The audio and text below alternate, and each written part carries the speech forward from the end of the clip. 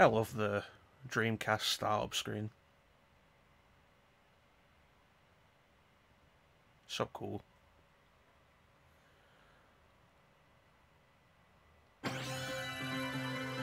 Hey guys, Shaun back again with a fresh Let's Play. Back from the hiatus. We're starting off Horrorween. For the entire month of October we're playing nothing but horror games.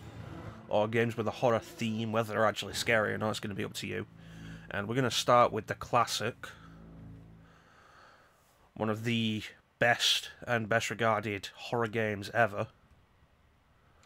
Resident Evil 2. We're playing this on the Sega Dreamcast. Because, honestly, I think this is like the best looking version of the game on console. You can get this on... You can get it on GameCube, and there's been, I think it was pretty recently, there's a mod called the Seamless HD mod that outskirts of an American suburb. You have to play the game through the Dolphin emulator on PC. You play the GameCube version through the Dolphin emulator on PC, and it cleans up the cutscenes, the FMVs, the textures, International Enterprise, the backgrounds, cleans up everything, and it does look quite nice. And in a few places I've noticed a couple of changes to some of the backgrounds, which was kind of interesting. If you're interested, it's worth looking into, but I don't have Dolphin set up,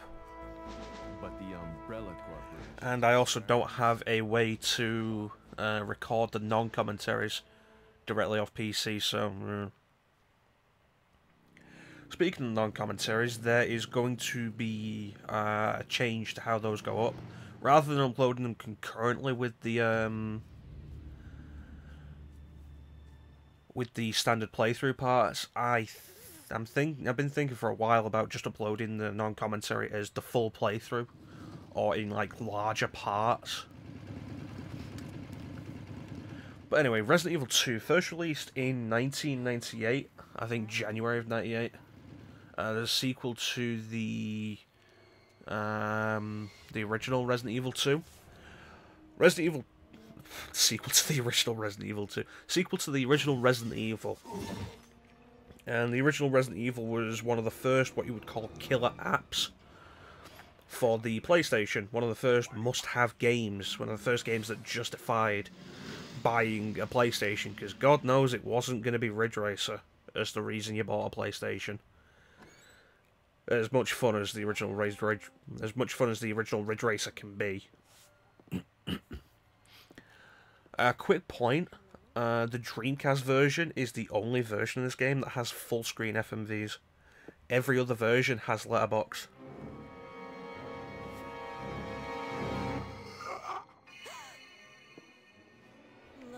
So Resident Evil 2 had something of a tumultuous. It had a difficult development period. There is, of course, the now legendary Resident Evil 1.5, which was the original Resident Evil 2 project that was scrapped, I think, about 90% into the project, like 90% completed, and they weren't happy with how it was coming out, scrapped it completely. Wait, don't shoot! And restarted from scratch and created Resident Evil 2, which is fantastic. And in a lot of ways, probably the best of the classics. Probably because of its balance, more than anything. You can argue Resident Evil 3 plays better, but it has a higher level of difficulty, and it's shorter, and the randomization mechanic can be both really fun and entertaining for replays, but it can also be incredibly frustrating.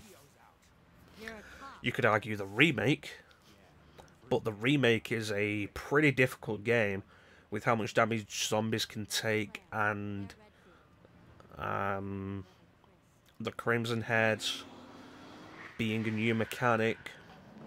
It can be a pretty difficult game. Resident Evil 2, I think, is probably the best balanced of the classics. The Dreamcast version actually does have a bunch of extras beyond just the full screen FMVs. You may have noticed at the start in the menu that we had some extra options. In the other versions, you have normal and easy. In the Dreamcast version, there's an unlockable hard mode. The arrange game, if we would have gone into that. In the other versions, you have Rookie and Full Survivor and EX Battle Mode. In this, you get Rookie, Expert, Nightmare, as well as EX Battle and Full Survivor. And I'm not sure why those improvements and additions don't exist in other versions, particularly in the GameCube version. But we're playing Resident Evil 2 in the canonical Claire A. Leon B, which I've done so many times now. And we begin immediately in the fray. Resident Evil 1 gave you time to get used to the controls and the entire style of the game. RE2 throws you right in. And oh no, you're surrounded by zombies in the middle of the street. Get out of there.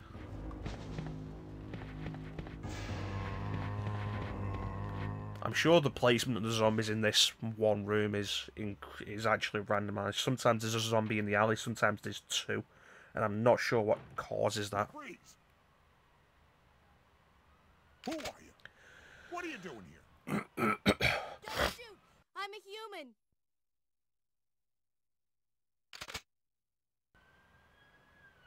Ooh. Sorry about that, babe. I thought you were one of them. So this is Robert Kendo. In Leon's, if you do Leon A, Claire B, Kendo is carrying a shotgun. But with Claire, he is carrying a bowgun. Something was wrong. The entire city was infested with zombies. So we're playing this on Dreamcast for a few reasons. There's the visual extras of the FMVs, which is really nice.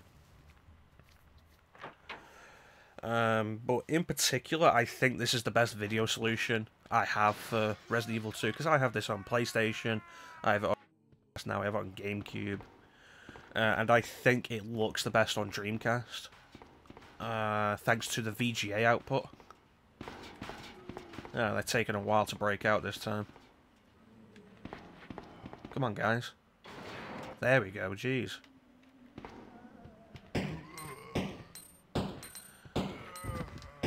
So this is actually the first Dreamcast Let's Play we're doing. Although if you do watch the Twitch stream, we've done some Dreamcast stuff before. In particular, we've been through Resident Evil 2.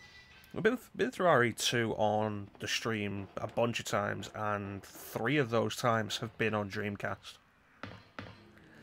We explored the EX Battle Mode on Dreamcast and messed around a little bit with the Full Survivor.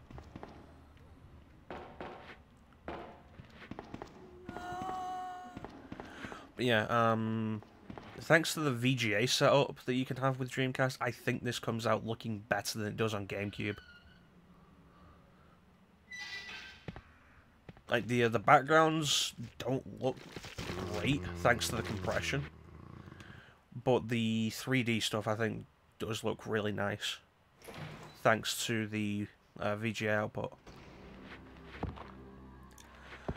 I'll let that one bite me. So what we're doing is we're getting to the police station without picking any items up. Which means we have, with Claire, it means we have 13 shots to get to the police station. We currently have 5 bullets left.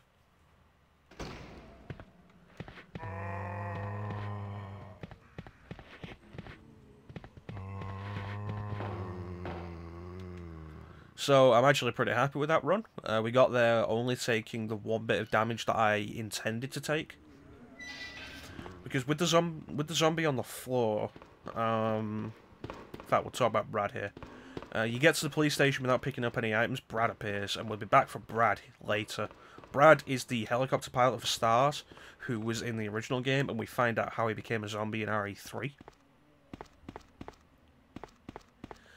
But the zombie on the ground, I don't think it's worth shooting her. If you take the hit, you instantly kill her.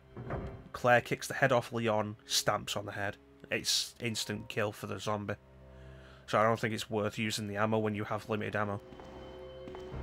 One cool thing about the Dreamcast version is the VMU, the little memory cards that slot into the controller, actually have a display on them in the controller that tell you your currently equipped weapon, how much ammo you have left in the weapon, and your current health state.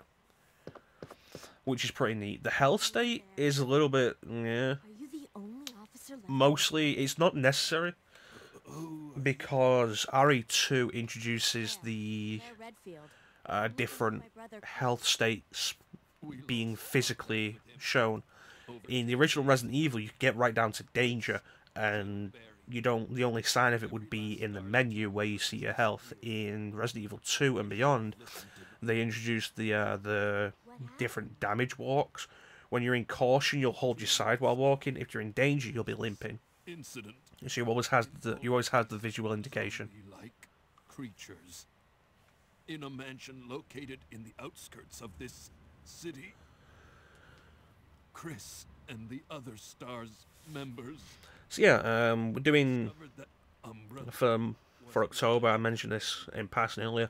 Horrorween. risk of their own. I haven't been able to come up with a better name for this, Believed them. but it's going to be a month of horror games, building up to the final day, the 31st, which is straight up Halloween.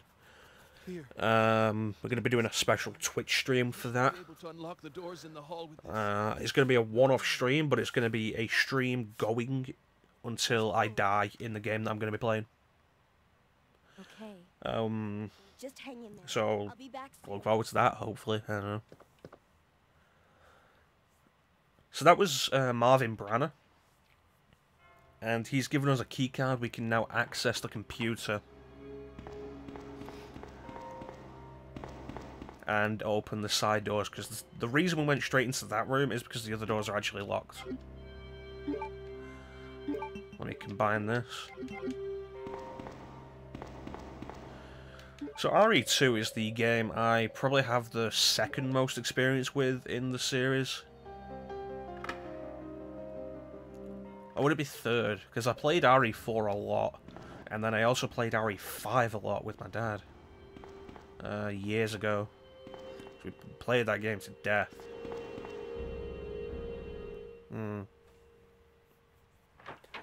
But of the classics, RE2 is the one I have the most experience with. If you saw the Resident Evil Marathon on Twitch that I did, throw the knife up here where it's out of the way. If you saw the RE Marathon I did on Twitch, where we did some of the Resident Evil Director's Cut, don't mind that. And then we did RE3, then we did RE2, and then we just kind of messed around with some of the others. And I did mention this is a unique camera angle, only exists this first time you come in, and now we'll never see it again. I did mention like it had been a long time since I'd been through all the way through RE3, and it's primarily because like whenever I feel the want to go back to a classic RE game, RE2 is just kind of comfort. Like I said, I think it's the best balanced. It's the simplest to go through. We can have this done in a single sitting. We're at the point where I can push this down to under 2.5 hours now. Probably less if I actually managed to optimize my route and didn't worry so much about picking up some stuff. In particular, I picked up the first aid spray before. I never intend to use first aid sprays. They are backups more than anything, and most of the time they're backups that I don't need. Because using a first aid spray will lower my rank. I want to clear this corridor out because we will be here later. 8, 9, 10, 11, 12, 13. Reload. So Claire's standard handgun gets 13 bullets, Leon's gets 18. And there is a point that usually comes up that Leon gets the better weapons. I think it's mostly down to preference, because while Leon ends up with more weapons and those weapons end up being customizable and made stronger, Claire ends up with the handgun, the bow gun, the spark shot, the grenade launcher, and the grenade launcher is incredibly versatile. And the bow gun is fantastic for taking down zombies. Like, you hear a lot of talk about how the bow gun is worthless, and it's really not. It's more just that the bow gun isn't something to use like Leon's shotgun. And generally that's where people slip up. They'll try to use the bow gun like the shotgun, when in reality the grenade launcher with the standard grenade rounds is akin to the shotgun but more powerful. The bow gun is just for taking out zombies, and it does that fantastically. So we're going to be aiming to do this in one session with no saves, no first aid sprays, because saves, there are 3 things that affect, well, there are 4 things that affect your rank. There is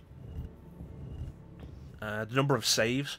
Your final rank works off a point system, and certain things reduce the number of points. The number of saves you do reduces your rank each time reduces the number of points each time you save. The first aid spray reduces your points every time you use a first aid spray. Your time, after a certain time passes in the in-game clock, you start losing points. I think it's like every 30 minutes after a certain point, after a certain time. And there's also the special weapons. So if we loaded up one of my other saves in the item chest, we would see some of the special weapons. Probably the rocket launch, the infinite rocket launcher, the infinite Gatling gun, the infinite submachine gun.